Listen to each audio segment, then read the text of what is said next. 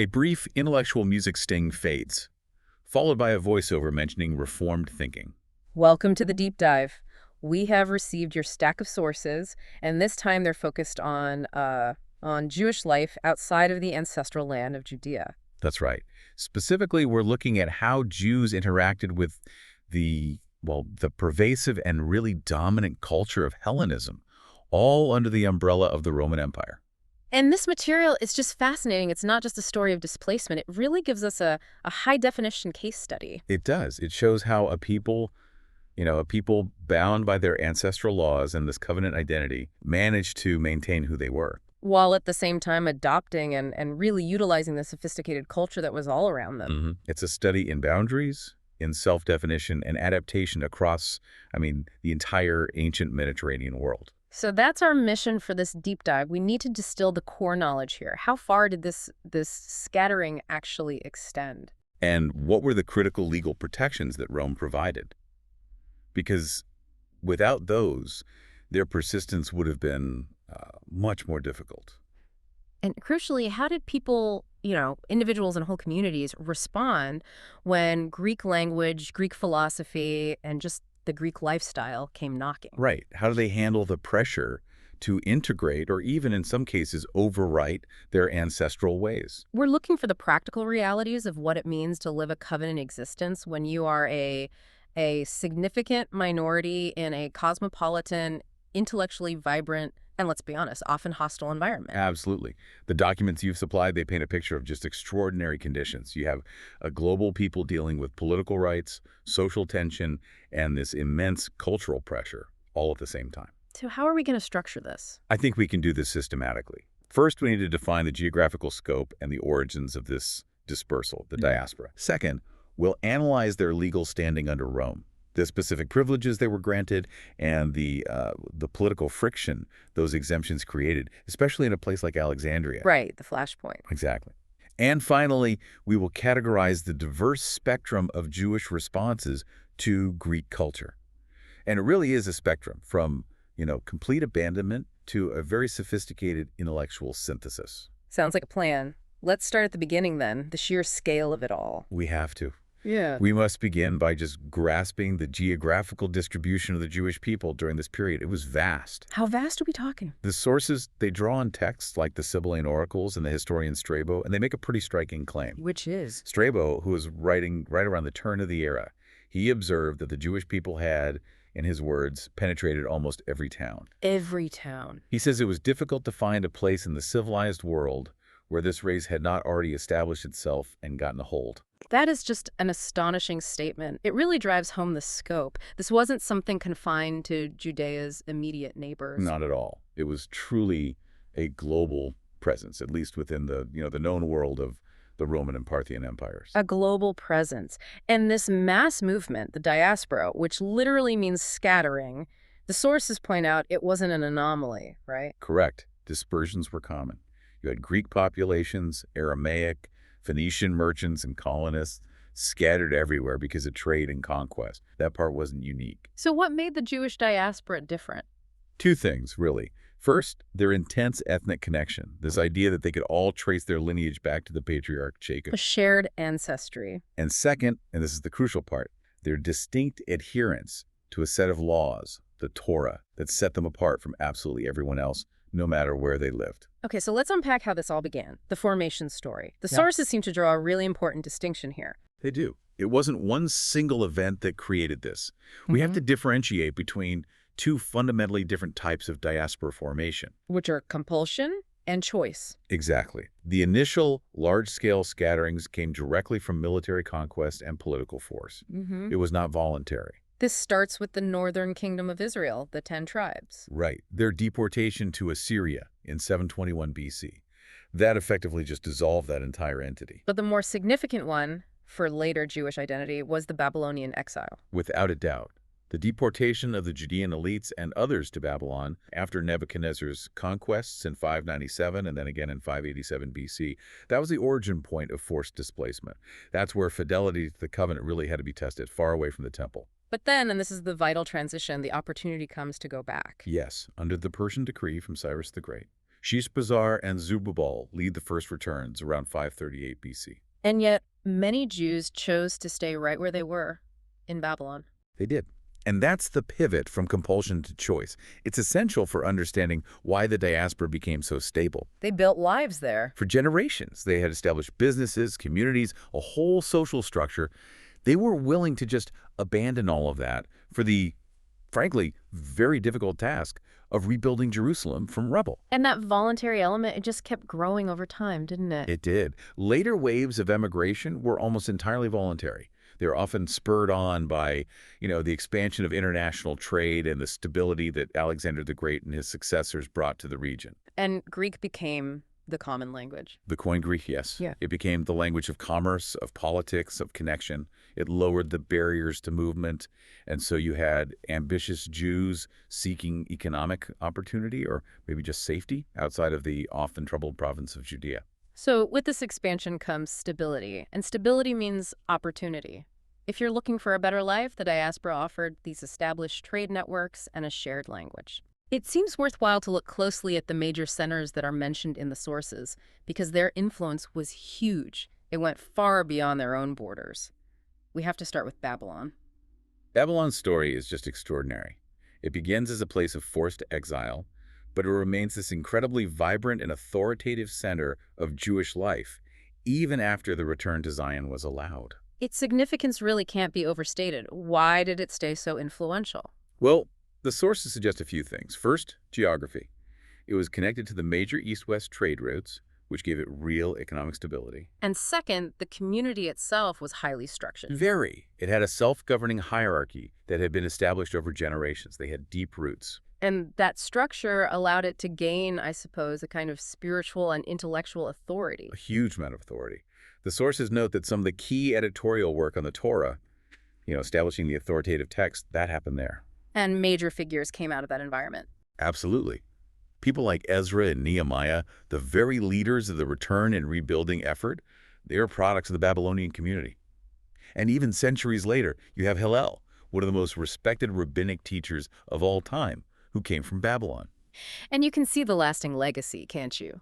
Centuries after our period, the Babylonian Talmud eventually becomes more authoritative than the Jerusalem Talmud. It does. It solidifies the lasting, powerful influence of this Eastern center on the future of Jewish practice and law.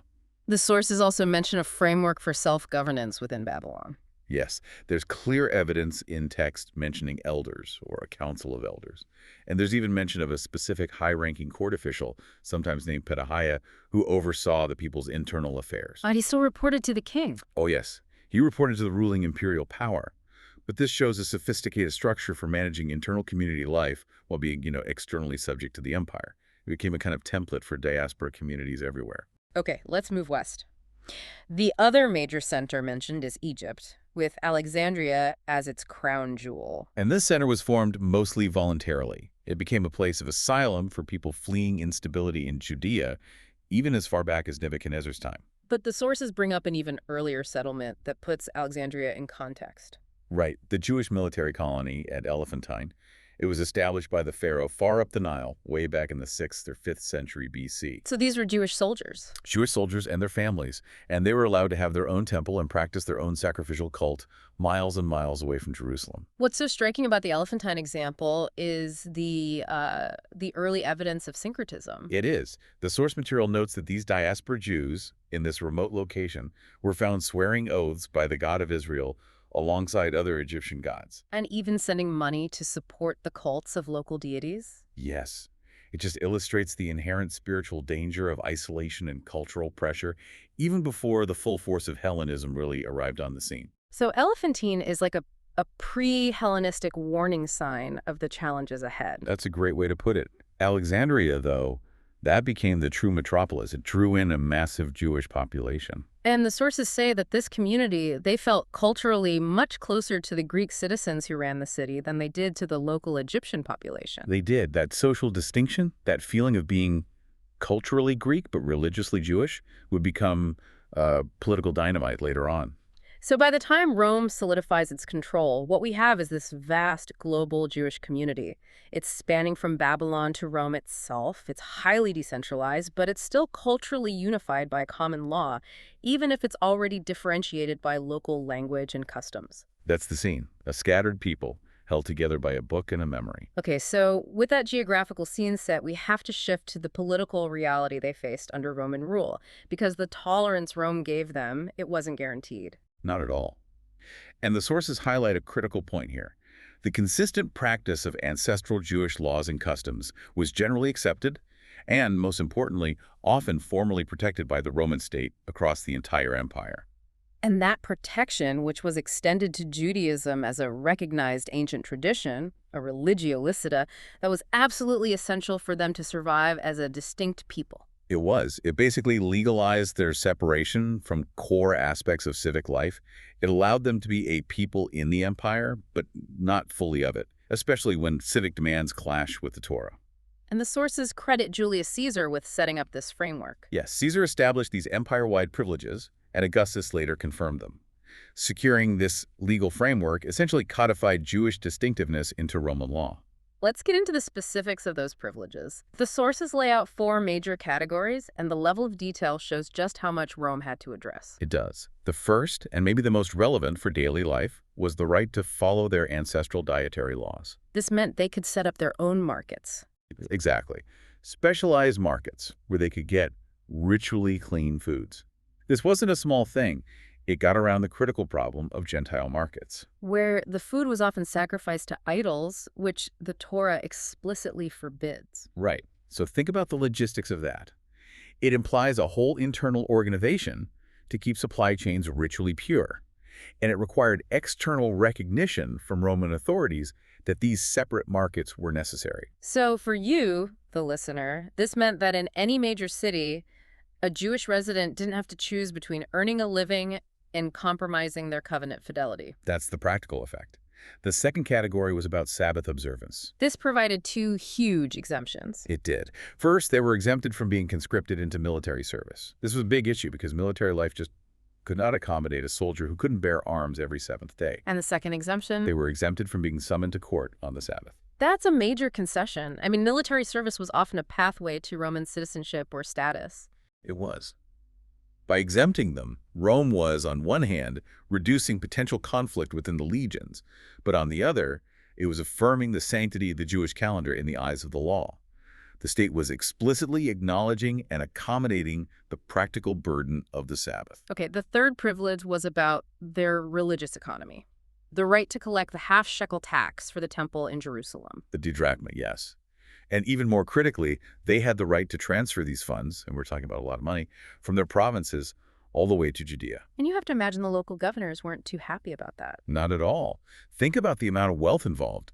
The annual contributions represented a huge flow of capital out of their province.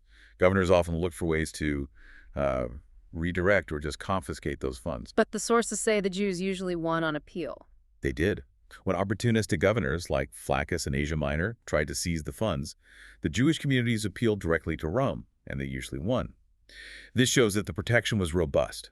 It often required high-level intervention to uphold it. And the fourth privilege was about self-governance. Right. They were allowed to build synagogues, which were the absolute center of diaspora communal life, and they could elect their own community officials. So they had their own internal government, in a way. In a way, yes. It was often a council of elders, a Gerousia, led by a Gerousiarch, and this council had the right to regulate their internal affairs, settle disputes according to the Torah, and even levy internal taxes for charity and community maintenance. Now, the material suggests there was a political reason for all of this. It wasn't just Roman generosity. No, it rarely was. A likely factor was political loyalty. Specifically, the military support that Judean and Egyptian Jews gave to Caesar in his civil war against Pompey. Pompey being the one who had violated the temple back in 63 BC. The very same. So this political transaction, it underscores that while Rome provided protection, it was often the result of demonstrated utility or political leverage. But here's the pivot point. These legal privileges, these exemptions that protected their distinct identity, they didn't come without a cost. Not at all. They created friction. They established a group of protected outsiders within cities that fundamentally valued collective civic unity above all else. This led to enormous tension, particularly in big cosmopolitan centers like Alexandria. And the friction in Alexandria reached a real flashpoint. It did, especially after Augustus introduced the Laographia tax in 24 BC. This was a poll tax applied to the inhabitants of Egypt. But Greek citizens were exempt. Precisely. And suddenly the Jews found themselves formally classified not with the Greek-sized citizens they felt culturally aligned with, but with the indigenous, often non-Hellenized Egyptian peasants. That would have been a social catastrophe. It was. The sources really emphasized the stigma. Jews, who saw themselves as culturally sophisticated speakers of Greek, they objected fiercely to being legally grouped with the non-Greek-sized population for tax purposes. So they wanted the higher social standing and the tax relief that came with citizenship. Or at least a status equivalent to the Greek elite. But the existing Greek citizens, they bitterly resented the Jewish community. And the sources frame this as the core conflict. Why the resentment? For several clear reasons. First, the Jews were seen as resident aliens who were enjoying significant privileges and exemptions that no one else got. They were allowed to live outside the standard civic structure. Second, the Greeks saw the Jewish way of life as, well, strange. Worse than strange. They viewed their monotheism and their rejection of all the public cults as atheistic and antisocial. Why antisocial? Because they maintained their distinct practices, like dietary laws, which meant they rejected table fellowship with Gentiles. And sharing a meal was a fundamental element of Greek civic bonding. And then there was Appian. Yes, the philosopher Appian, a notorious critic, he really crystallized this resentment. He challenged their status by asking, why, if they are citizens, don't they worship the same gods as the Alexandrians? Which, for a Greek, was the whole point of citizenship. Exactly. For the Greeks, citizenship implied the highest possible degree of religious and social solidarity with the city. The Jewish rejection of the city's gods, and therefore its most central civic rituals, was seen as completely incompatible with their pursuit of full civic benefits. So in the Greek view, they were seeking extra privileges without accepting the necessary religious and social obligations. Right. They saw it as a profoundly unfair and self-serving arrangement. And this systemic resentment, it didn't just stay as talk. It fueled years of tension and eventually boiled over into real violence. It did. It led to complex litigation before the emperors Caligula and Claudius. Philo of Alexandria, who we'll talk more about, was part of the Jewish delegation sent to Rome. He gives us a first-hand account in his work on the embassy to Gaius. But the court cases in Rome were mirrored by brutal action on the streets of Alexandria. Horrific action. It triggered violent anti-Jewish pogroms across the city. The sources describe a horrifying escalation. Synagogues were damaged, desecrated. Jewish residents were forced into a single quarter. Yes, systematically herded into what was effectively a ghetto. This led to widespread looting, public abuse, and the lynching of several dozen Jewish men and women. And the crisis peaked with an attempt to just strip them of all rights. There was an attempt to declare all Jews as aliens without any right of abode, which would have destroyed their fundamental protected status entirely. So how did Rome respond? What was Claudius's decision? His decision was pivotal. It was defining. He confirmed the Jews' historical privileges and their protected status as aliens with right of abode. So they were safe, but they were still defined as outsiders. Exactly. And crucially, when there were further outbreaks, Claudius responded by describing the Jews as living in a city not their own. He made a clear legal and social distinction between them and the Alexandrians, the Greek citizens. And that official designation, it sealed their status. It did. It clarified their legal security while confirming their distinction from the official civic body of the city. So the Romans drew a very clear line. We will protect your ancestral religious practices, but we confirm you are not citizens of this Greek city in the same way that the Greeks are. And that distinction forced the Jews into a permanent state of needing to define their identity as separate from the dominant civic structure. Okay, so we've established the legal and political boundaries. Now we have to turn to what feels like the most dynamic field of struggle, which is culture. It really was. Alexander's political expansion brought with it a comprehensive cultural empire. Greek wasn't just the language of commerce. It was the shared body of knowledge, of etiquette, education, philosophy, everything you needed to be considered educated in the ancient world. And that created these powerful, almost irresistible incentives to Hellenize. Oh, absolutely. If you wanted to succeed in business or in law or any intellectual pursuit, you needed Greek language and Greek education.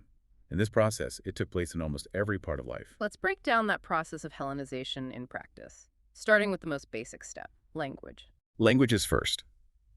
The degree to which diaspora Jews embraced Greek, often to the point of losing their ability in Hebrew and Aramaic, is witnessed most dramatically by the creation of the Septuagint.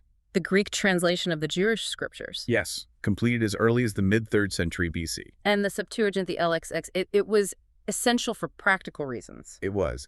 It kept the scriptures accessible to the huge number of Greek-speaking Jews who simply couldn't read the Hebrew original anymore.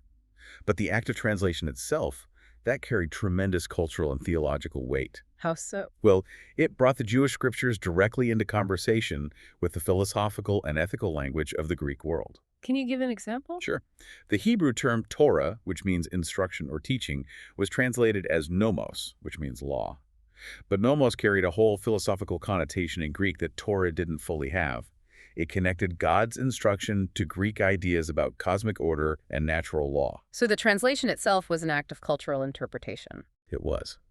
And while the LXX was a necessary bridge, later rabbis, especially those back in Judea, they often criticized it for what they saw as departures from the exact meaning of the Hebrew. They were worried that the Greek philosophical framework was subtly undermining the uniqueness of the revelation. That was the fear. It highlights the tension. Accessibility often came at the cost of nuance. Beyond language, Hellenization affected personal life immediately. Things like names. Yes, Jews who wanted greater social mobility or just wanted to, blend in, they started adopting Greek names or giving Greek names to their children. It was a common social strategy. And the education system followed that. It had to. Learning Greek opened up the entire Greek paideia, their system of education that included literature, poetry, rhetoric, philosophy. This meant you were reading Homer, you were attending public dramas, you were listening to philosophers debate ethics in the marketplace. And eventually, cultural practices themselves started to shift. Right. Changes in dress, in entertainment, the way homes were arranged, adopting Greek furniture or architecture, and even dining practices. All of this led to greater, though still regulated, participation in the civic and social life of the Greek city. Which brings up the key question facing every diaspora Jew: where do you draw the line? Exactly. And because of that, it's impossible to treat the Jewish diaspora as just one uniform group. This is why the framework that the scholar John Barclay developed is so helpful for analyzing the different responses. He gave us 3 distinct scales: assimilation, acculturation, and accommodation. Let's take them one by one. The first is assimilation. This measures the degree of integration into Gentile society. It asks if the visible marks of Jewish difference, Sabbath, diet, circumcision, remain visible, or if they gradually disappeared. Okay, so that's about practice. What's the second scale? The second is acculturation, and this is purely about knowledge. It measures your facility with and your familiarity with Greek language and culture, the body of knowledge available to any educated Greek. So you could be highly acculturated, a master of Greek philosophy, but not assimilate at all. Precisely. You could know Homer backwards and forwards, but still keep every detail of the dietary laws. Zero assimilation, but very high acculturation. And the third scale is accommodation. Right. And this looks at the use of that acculturation. Did you use your Greek education to build walls, to foster antagonism? Or did you use it to build bridges, to foster understanding while still keeping your Jewish distinctiveness? Or on the other extreme, did you use it to try and hide or erase your distinctiveness? So using these scales, we can look at the case studies and the sources and see these divergent paths, ranging from total abandonment of Judaism to a really sophisticated integration. Let's start at the extreme end, apostasy, the complete erosion of identity. This would be high assimilation. Total assimilation. This involved Jews who achieved high acculturation and integration and then chose to abandon the distinctive practices and beliefs of Judaism for a fully grace-sized identity. And the sources give us some painful examples. Like Tiberius Julius Alexander. He's the prime example. Ironically, he was the nephew of Philo of Alexandria, who was this fiercely loyal Jewish writer. What did Alexander do? He recognized that his Jewish identity was a barrier to reaching the highest levels of Roman government service. So he traded his observance for a notable career. He became the procurator of Judea and later the governor of Alexandria. His apostasy was total and public. It was. And his actions weren't just social, they were political. He showed no mercy or favoritism to his own people. He even served on Vespasian's staff during the First Jewish Revolt, actively fighting against the Jewish cause and commanding Roman legions. His life is the absolute measure of assimilation. A complete replacement of one identity with another to get secular success. Yes. Another dark example mentioned is a man named Antiochus in the city of Antioch. He apostatized, gained significant influence, and became an active enemy of his former community, even urging the authorities to persecute them. And how did the Jewish literature of the time react to these apostates? It shows the depth of the spiritual and social disaster they represented. Texts like 3 Maccabees have these fantasies about the execution of apostates. The Wisdom of Solomon portrays this bitter tension between the powerful, successful apostates and the faithful but less able righteous. For those committed to the covenant, apostasy was the ultimate rejection. It was. But thankfully, the sources indicate that the vast majority did not go down that path. They pursued a path of maintaining distinctiveness through a kind of sophisticated integration. So this majority, they remained true to their ancestral way of life. They did. They engaged in civic life only to the extent that the Torah permitted, and they used their acculturation as a tool, not as an escape hatch. And this is the key takeaway.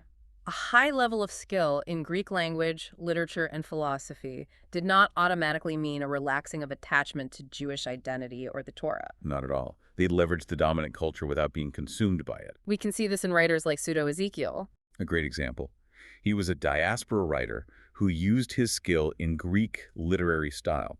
Specifically, he adapted the form of a Greek tragedy to retell the Hebrew epic of the Exodus. So he was celebrating the foundational story of the Jewish people, but using the most noble and respected literary style of the Greek world to do it. Exactly. Even more compelling are Philo of Alexandria and the anonymous author of 4 Maccabees.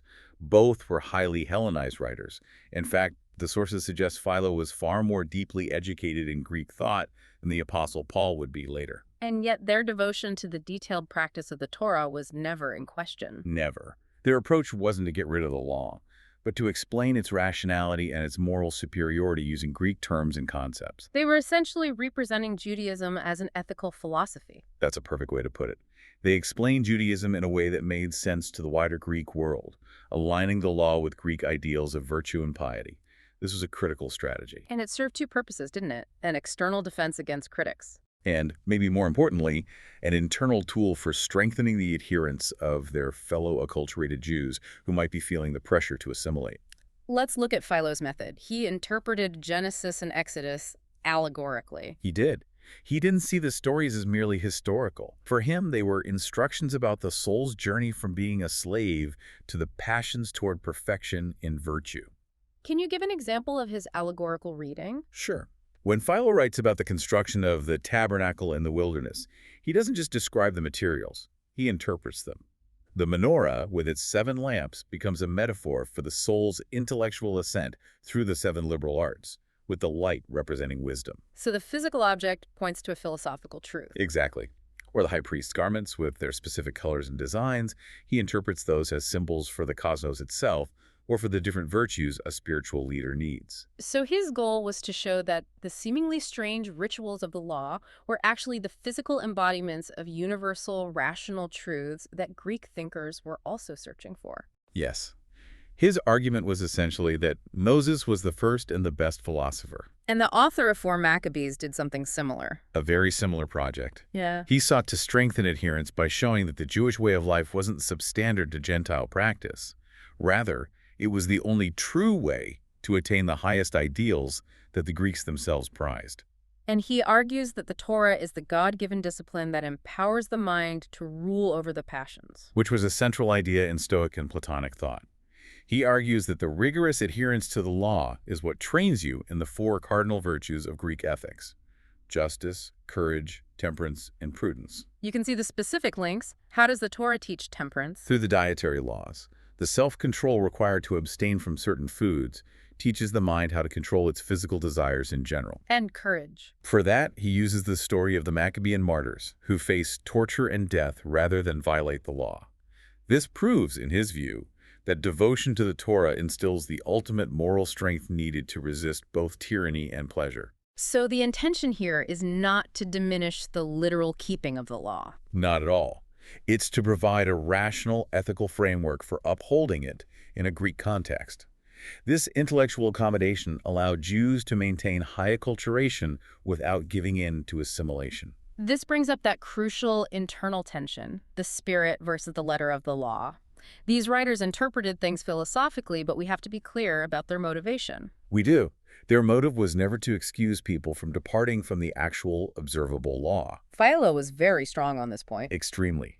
He strongly disapproved of those who used allegory to suggest they could fulfill the spirit of the law, the philosophical meaning, while neglecting the letter of the commandments, things like circumcision or Sabbath rest. That fidelity to the practice is essential for understanding their worldview. It is. Their goal was to encourage their fellow acculturated Jews, to provide them with rationales that fit an increasingly Greek mindset, while at the same time strictly maintaining those physical practices that kept Jewish identity visible and separate. So they were building an intellectual bridge for understanding, but keeping the physical walls of observance firmly in place. Yes, because they knew that separation through ritual practice was a necessary condition for their existence as God's covenant people. They understood that distinction was necessary for preservation. By linking Jewish law to Greek virtue, they hoped to encourage those who might be tempted to see the Torah as a burden. And instead to see it as the superior technology for achieving the highest known ethical life. So we've completed the structure of this deep dive. When we pull it all together, what have we seen? I think we've seen that the Jewish diaspora wasn't a single monolithic thing. It was this vast and diverse scattering held together by a common bond of lineage back to Jacob and shared ancestral laws. But constantly being pulled by these opposing political and cultural forces. Right, the political protections they got from Rome were necessary for them to maintain their identity. They granted them exemptions for diet, Sabbath, and self-governance. Yet those exact protections became the source of deep resentment among the locals, especially in a place like Alexandria. Precisely because they allowed the Jews to exist as this exceptional, distinct group inside a city that demanded unified civic solidarity and worship. And the cultural response, it shows that necessity really does breed innovation. It does. When thinkers encountered the challenges of Greek philosophy, they didn't retreat. They advanced. They leveraged Greek tools, language, rhetoric, philosophical categories to not only defend but to actively celebrate the distinction and even the superiority of the Torah. What stands out to me is the high degree of intellectual activity that was required just to maintain fidelity in exile. When they lost facility in their own language, they gave the world the Septuagint. And when they faced the intellectual challenge of sophisticated Greek ethics, they represented the Torah as the source of the highest known virtue, strengthening their own people in the process. This material really gives us a clear look at what happens when a community defined by specific revelation and law, is situated within a dominant, intellectually sophisticated, secular culture. And that critical question facing every diaspora Jew was, how do you integrate economically and culturally without dissolving ethnically and religiously? How do you maintain the visible distinctions your covenant requires? So what does this all mean for you, the listener, as you reflect on the strictures of the law and that persistent desire for social acceptance? I think you can consider this final thought, and it's rooted in that tension we saw defined by Claudius's letter in Alexandria. The diaspora Jews sought the benefits of civic life, social acceptance, economic opportunity, tax exemption, but without accepting the necessary civic requirement of religious solidarity with the city's cults and its gods. And this raises a question about identity and loyalty that is, I think, persistent today. It is. When a dominant culture requires certain compromises, whether they're moral or religious or just practical, as the price for full acceptance and privilege, how do people of faith define the precise limits of accommodation versus assimilation? Where in your own life and your own context do you encounter similar pressures to take on privileges while maybe shedding particular practices or distinctions that are required by a higher standard? It's a tension that has defined God's people across the ages. It confirms that covenant fidelity often requires a certain external distinction, even when that distinction costs you dearly. That is a worthy point for reflection. Thank you for joining us for this deep dive into your sources. We look forward to the next one.